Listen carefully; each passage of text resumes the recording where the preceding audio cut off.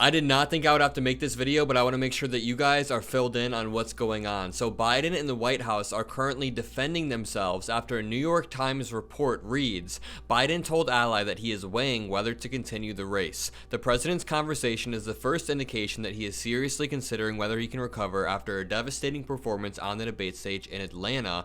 A White House official said the claim was false. And not long after this article released, a White House official did fire back. Another article released from the New Republic. White House fumes over report he's considering dropping out of the race, obviously referring to Biden. Team Biden is furious over a new report that claims Biden is considering whether to continue the race, but the story's details are a bit different. So essentially, the New York Times may have reported a false story. It says Biden told an unnamed key ally that he knows his campaign is on its last leg if he can't convince the American public that he's up for the job following his disastrous debate performance last Thursday, according to the New York Times. The details of the story have largely been overlooked as the White House fumes over its quickly spreading headline, quote, Biden told ally that he is weighing whether to continue in the race. Andrew Bates, a spokesperson for the Biden campaign, rejected the New York Times headline, calling it absolutely false. Bates did not comment on the content of the article detailing the president's understanding that he needs to prove his debate performance was an anomaly this week. And the Andrew Bates tweet reads, this claim is absolutely false. If the New York Times had provided us with more than 7 minutes to comment, we would have told them so. And honestly, I still believe the Biden administration. I don't know if Biden has told a key ally. The New York Times did not provide any concrete evidence, but there's more to the story. The report seems to be the first indication that Biden understands the stakes here. Publicly, the campaign has insisted that concerns over his debate performance are nothing more than misplaced anxiety from, quote, the bedwetting brigade.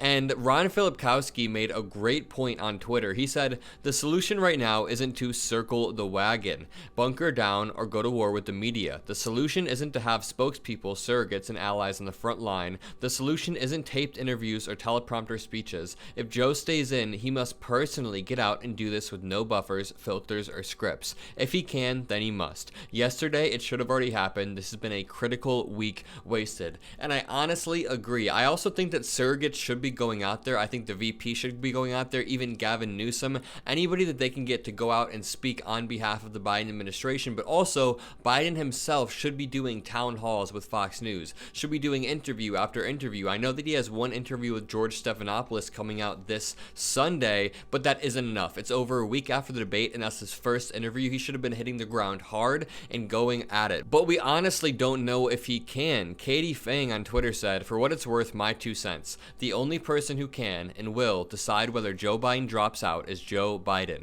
I personally support Joe Biden as a Democratic nominee. I think calls for him to withdraw discount his first term successes, of which there are many. It also ignores some practical realities that cannot be overlooked a mere months away from Election Day. Covering the latest news about this issue will happen because it's the news. Ultimately, that info is distilled and processed by those consuming that news. I'll bring you that info and share my perspective, and then you'll decide how best to move forward with it. I trust you to trust me that I'll always endeavor to do the right thing by all of you. That's my promise. That's also how I feel. I'm just delivering the news. There have been headlines about this all morning, but I know that some people aren't going to be happy about me even talking about this. Apparently, according to the Washington Post, Trump advisors hope Biden stays in the race as they eye alternate scenarios. After dismissing suggestions the president could withdraw, the Trump campaign is beginning to consider having to tweak their message. Donald Trump and his campaign hope President Biden stays in the race, according to 4 people familiar with private discussions, believing they can beat him even with Trump's felony convictions and other charges. But they are also ramping up attacks on Vice President Harris. Publicly, Trump and his allies have dismissed suggestions that Biden could withdraw from the race, insisting that it is too late for the Democrats to change course. Privately, they have started preparing for different possibilities and feel it could be harder to beat another Democrat who is not Biden or Harris. Quote, I'm going to show up and I'm going to campaign whether it's him or somebody else, Trump said in a Monday interview with Richmond, Virginia host John Reed, referencing polls showing him doing as well or better against other Democrats. Now, while the claims that Biden is considering dropping out have not been proven, in fact, they've been debunked by the White House, the claims that Biden understands the situation that he's in have been reported by CNN as well. President Joe Biden has privately acknowledged that the next stretch of days are critical to whether he can save his re-election bid for president, making clear to an ally that he understands what would prompt him to accept. Quote, it's just not working. Quote, he sees the moment. He's clear-eyed, this person told CNN. There is no ambiguity for the president about what potential series of events in the coming weeks would ultimately prompt him to acknowledge that his attempt to make amends for last week's disastrous debate on CNN aren't working, according to this ally. It would be a scenario in which, quote, the polls are plummeting, the fundraising is drying up, and the interviews are going badly, they said.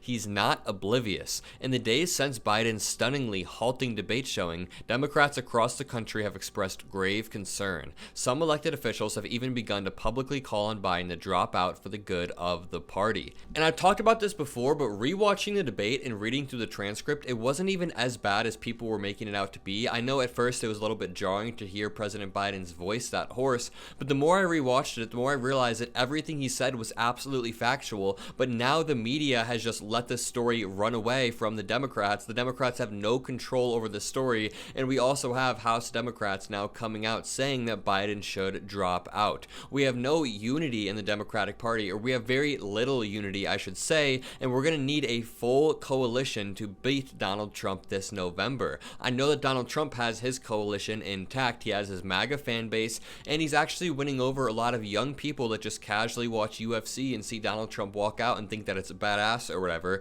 And Joe Biden does not have that coalition right now. Should he drop out? I don't quite think so. I think some of the polling is jarring, but right now I'm totally down to stick with Joe Biden. But I just want to report some of the news that's coming out today. But I will vote for whoever is at the top of the Democratic ticket in November, and I will work every day until then to make sure they get reelected. If it's President Biden, then I am fully behind him. If Kamala Harris gets nominated, I'm fully behind her. But honestly, right now, I just kind of wish we had a candidate who could go out there and explain succinctly the threat that MAGA is, especially after all of these Supreme Court rulings. I wish that we had a candidate who could break down the threat of Donald Trump and the authoritarianism that is creeping into our country. And President Biden gave some speeches. They were decent, they were all right, but they were not what we needed. I was hoping for some fiery speeches from President Biden, but they were just okay. So that's the one thing I think that we're missing right now. We need a unified Democratic Party, and right now half of the people are fighting about this, half of the people are fighting about that, and I think we all need to understand that everybody's approaching it in good faith. How can we beat Donald Trump come November? So there's no reason to hate your fellow Democrats for entertaining certain conversations, as long as we all agree that whoever is at the top of the ticket in November, we go and we vote for them. And it also kind of scares me that Donald Trump has never been this quiet in his life. He's barely even celebrating while Biden's campaign has a lot of infighting. He's just sitting back and letting the Democrats do the work for him. So it's really important that we all get on message soon, that we all make sure we highlight Donald Trump as the main threat and we stop talking about this. But that's the news for this morning. If you guys enjoyed this video, leave a like, comment a blue heart, hit that subscribe button, and have a great day.